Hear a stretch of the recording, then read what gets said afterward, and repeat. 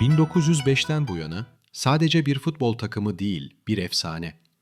Sadece bir çınar değil, Türk sporunun temel taşı. Adı ilklerle anılan bir kurum, Galatasaray. Türkiye'ye Avrupa Kupası'nı getiren, İstanbul'un en köklü liselerinden doğan ve sadece futbolla değil, atletizmden boksa, yüzmeden basketbola kadar onlarca dalda iz bırakan bir camianın hikayesi. Kimdi o isimleri unutulmuş ilk sporcular? Takımın rengi neden ve nasıl kırmızı beyazdan sarı kırmızıya döndü? Yenilmez Armada lakabını alan efsane basketbol takımı nasıl 18 yıl üst üste şampiyon oldu? Resmi tarih olarak bu video sadece bir kulübün değil, bir milletin sporla imtihanının ve zaferinin hikayesi. Galatasaray'ın bilinmeyen, unutulmuş veya az hatırlanan ilklerinin tarihine hoş geldiniz.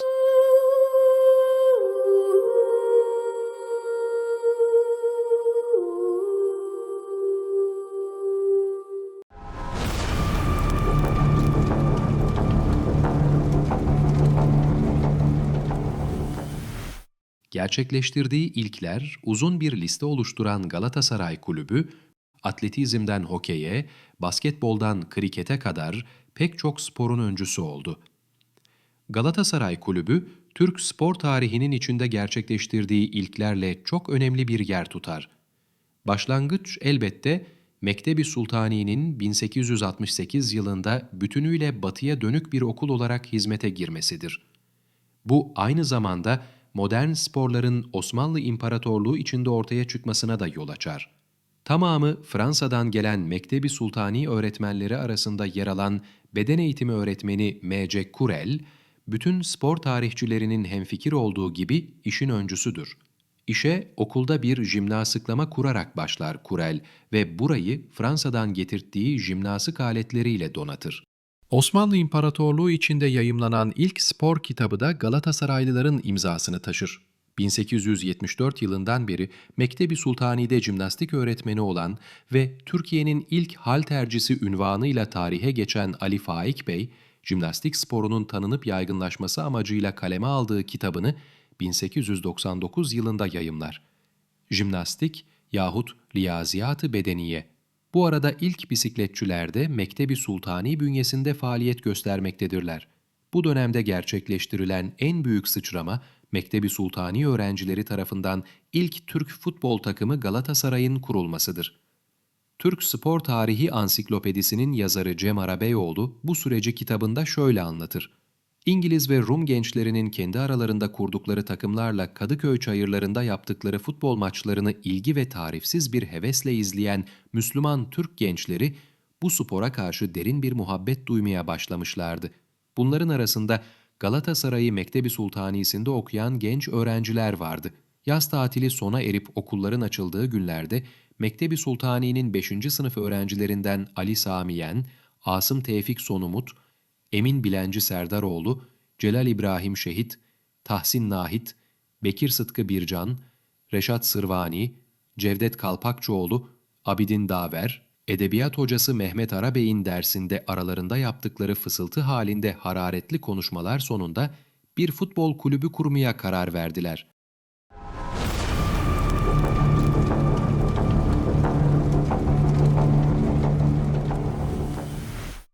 Olayların gelişmesini yine Cem Arabeyoğlu'nun kaleminden izleyelim. Kulübün kurulmasına bir çırpıda karar veren bu öğrenciler, isim konusunda kolay bir karara varamadılar.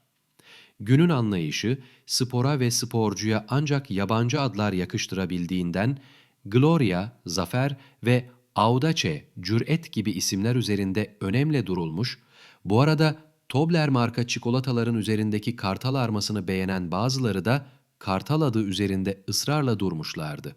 Gençler isim konusunda öyle bocalamışlardı ki teşkil ettikleri takım Kadıköy'de Papazın Çayırı'ndaki ilk maça çıktığında bile henüz ismi yoktu. Yalnız kulübe renk olarak milli renkler kırmızı beyaz seçilmiş ve takım bu renk formalarla sahaya çıkmıştı.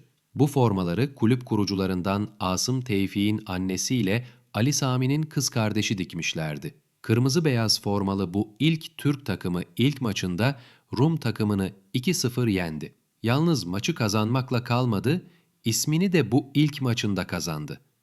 Maçı izleyenler onlardan Galatasaray'ı efendileri diye bahsetmekteydiler. Bu isim hepsinin hoşuna gitmişti. İşte hemen oracıkta bu ismi derhal benimseyip takımımızın adı Galatasaray'ı olsun dediler. Böylece Türk sporunda ölümsüz bir devir olacak Galatasaray doğdu. Kırmızı beyaz olan forma rengi de kısa bir süre sonra sarı kırmızı olarak değiştirilecekti. Buna neden milli renklerle hafiyelerin dikkatlerini ve öfkelerini daha fazla üzerlerine çekmemek olacaktır.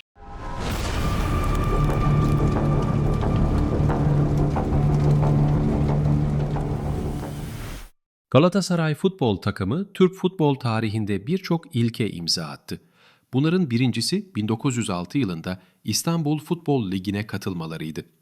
Ligin 3. yılında ilk kez bir Türk futbol takımı İngiliz ve Rum takımları arasında yer alıyordu. Bu takım Mektebi Sultani talebelerinin kurdukları Galatasaray'dı.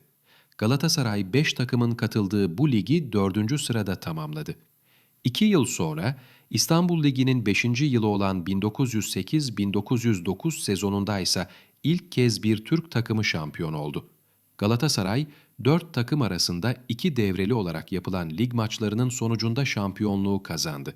Şampiyon kadro şu futbolculardan oluşuyordu: Ahmet Robinson, Adnan İbrahim Piri, Milo, Sabri Mahir, Hasan, Bekir Bircan, Horas Armitaj, Fuat Hüsnü Kayacan, Celal, Emin Gülen Serdaroğlu, İdris, Ali. Galatasaray Kulübü'nün başarıları ardı ardına gelirken, 1912 yılı mezunlarından Ahmet Malik tarafından bestelenen Galatasaray Marşı'nın notaları Mısır'da Arapça ve Fransızca olarak basıldı. Bu marş, Türkiye'de bir kulüp için bestelenen ilk marştı. Galatasaray Kulübü bu yıllar içinde ilk olmasa da ilkler arasında yer aldığı birçok spor dalında sporcularıyla öne çıktı. Yelken, patenli, hokey, çayır hokeyi gibi. Savaş yıllarının zorluklarından sonra kurulan Türkiye Cumhuriyeti'nde de öncü rolünü birçok alanda sürdürdü Galatasaray. 1926 yılında Taksim Stadı'nda piste çıkan ilk bayan atletler Galatasaray Kulübü sporcularının kız kardeşleri ve kulüp üyelerinin yakınlarıydı.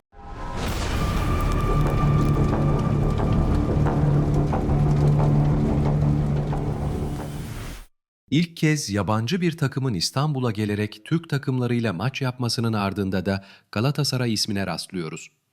Galatasaray'ın davetlisi olarak İstanbul'a gelen Macaristan'ın Kolozsvár takımıyla yaptığı maçı Galatasaray 4-2 kazanarak bir yabancı takımı yenen ilk Türk takımı olma unvanını kazandı. Türk futbolu ilk kez 1911 yılının Eylül ayında yurt dışına açıldı. Galatasaray bu yolculuğa çıkarken Fenerbahçe kulübünden Galip'i de kadrosuna aldı. Galatasaray Bükreş'te Bükreş karmasıyla yaptığı maçı 11-1 kazanarak Türk futbolunun yurt dışındaki ilk galibiyetini elde etti. Futboldaki başarıların yanı sıra Mektebi Sultani'den yetişen gençler başka branşlarda da adlarını duyuruyorlardı. En dikkate değer isimlerden biri Sabri Mahir'di. 1908-1909 sezonunda Galatasaray futbol takımında sol bek oynayan Sabri Mahir, daha sonra boks alanında ülkemizin ilk büyük ismi oldu. 1911 yılında İspanya'da İspanya şampiyonunu knockout'la yenen ve İspanyol polisinin boksu yasaklamasına neden olan Mahir, bir yıl sonra da Fransa amatör şampiyonluğunu kazanmıştı.